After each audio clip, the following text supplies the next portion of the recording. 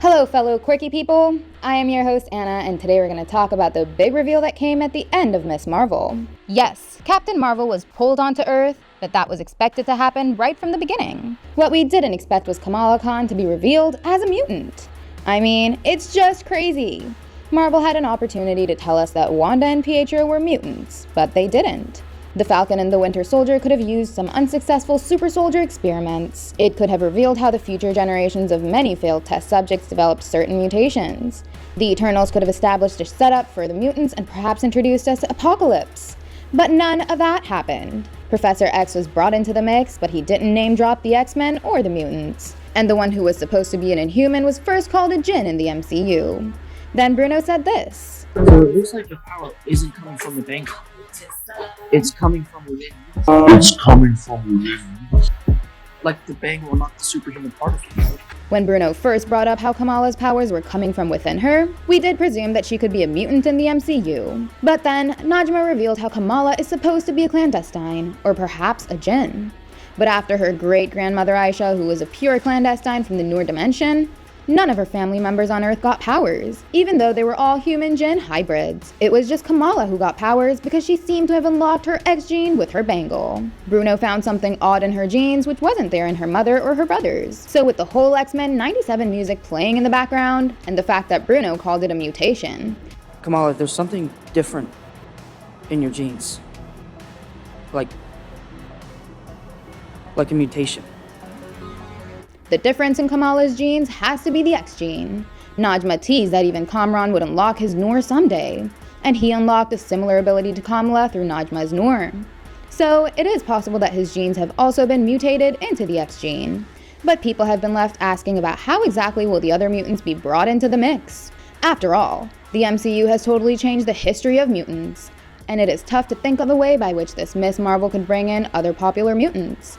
We had initially theorized that the snaps of Thanos, Hulk, and Iron Man could have unlocked the X genes within humans, but that did not turn out to be the case. Then we presumed that maybe the mutants could come in through a different universe in the multiverse. After all, Doctor Strange 2 more or less confirmed that they existed on Earth 838. So maybe they could have been brought to Earth 616 from another Earth. But as Reed Richards explained, that would ultimately cause an incursion. Fuses and destabilizes reality. The larger the footprint you leave behind, the greater the risk of an incursion. Incursion? So even the multiverse is out of the question.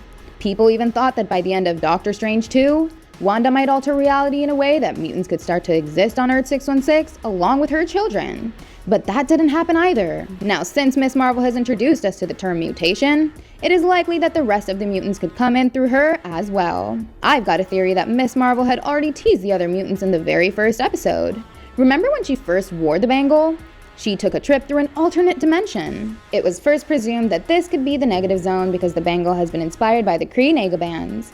And in the comics, these Negabands transported people like Marvel and Rick Jones into the negative zone.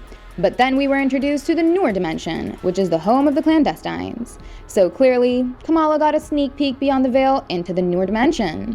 Najma and her companions were all exiled on Earth from the Noor dimension, and they all seemed to have powers within the Noor dimension, but they were not able to use these powers on Earth. Still, they were somehow able to summon different kinds of weapons. So my ultimate theory is that the Clandestines are actually going to be labeled as mutants on Earth 616. First, let's look at a little history of who they are. In the comics, the Clandestines belong to an obscure family that readers weren't really fond of. All the members of the Clandestine family were descendants of Adam of Destine. They were all enhanced individuals who were half Djinn. Adam was from a Saxon village in England back in the 12th century. Once upon a time, the Djinn Alalith came into his dream and he thought that she was an angel.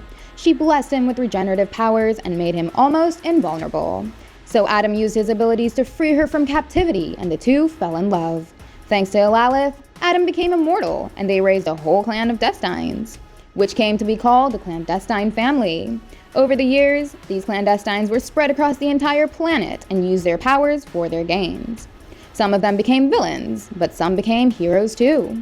Instead of making the Clandestines half Djinn in the MCU, they are complete Djinns just like Alalith was in the books. And in place of England, the Clandestines have been given an entirely new dimension to call their home. But now as more of them come into the MCU, they could be called mutants who would all have different powers. Something could happen in the Marvels that may not shatter the veil, but it could bring in a lot more clandestines into Earth 616. And among them, we'll see all kinds of famous and obscure mutants like Wolverine, Gambit, Cyclops, Jubilee, and the list could go on and on. The people that we saw when Kamala peeked into the Noor dimension could all be mutants, and somehow they could now be able to use their pre-existing powers on Earth 616 as well.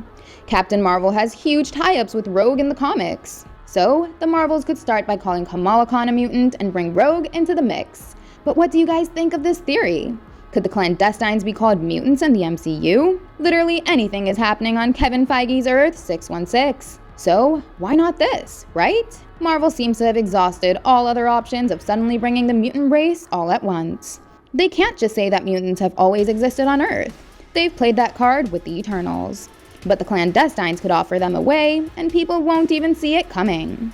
Let us know in the comments if you agree with the Clandestines are all mutants theory.